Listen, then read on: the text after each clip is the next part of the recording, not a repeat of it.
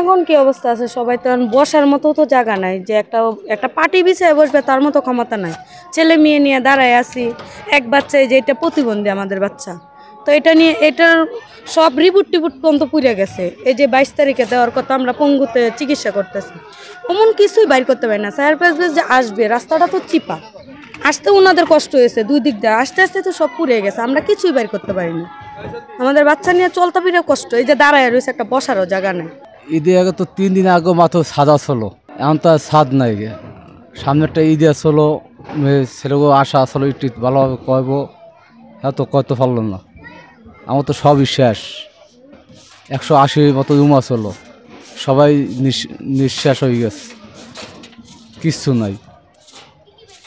এখন যদি কেউ সহযোগিতা করে তো যদি খোলা আকাশের নিচে হালকা একটু কাটাইতে পারে মানুষে, এটা এলে মনে একটু মানুষে মানিয়ে নিতে পারে, এছাড়া কিছুই নেই।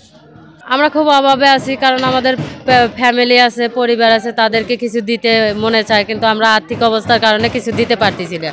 এখন আপনারা যদি কিছু সহায়তা করেন আমাদের জন্য, তাহলে আমাদের জন্য একটু ভালো হয়। আমাদের ছেলে মেয়েকে একটু খাবার তুলে দিতে পারবো, বছরকারের দিনে একটা জিনিসপাতি দিতে পারবো। এখন আপনারাই বলেন কি করণীয় আছে, আপনারা একটু সাহায্য করেন আমাদের। কোনো সময় তো ভাই এইরকম কোনো বিপদে পড়ি নাই যে কোনোভাবে কথাও বলতে পারি না। 2 দিন আগে তো খুব ভালোই ছিলাম, কাজকাম করে সংসার ভালোই চলছি ছেলে মেয়েকে নিয়ে। আমার স্বামী নেই, আমি 2টা ছেলে মেয়েকে নিয়ে চলি, পড়ালেখা চালাই। দেখে এখন তো আর্থিক অবস্থা বলতে কিছুই নেই আমার।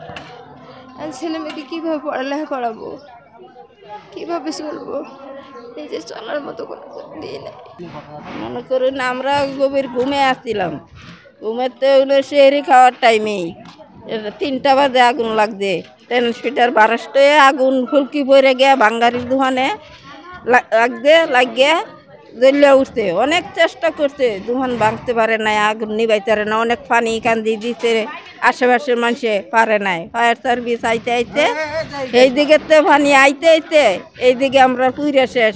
অর্ধেক আগুনের তল দিয়ে বাইরেতে আমরা জীবন লই, আমরা টাকা পয়সা মা কাপড় বস্ত্র কিচ্ছু লইয়া বাইরেতে পারি না।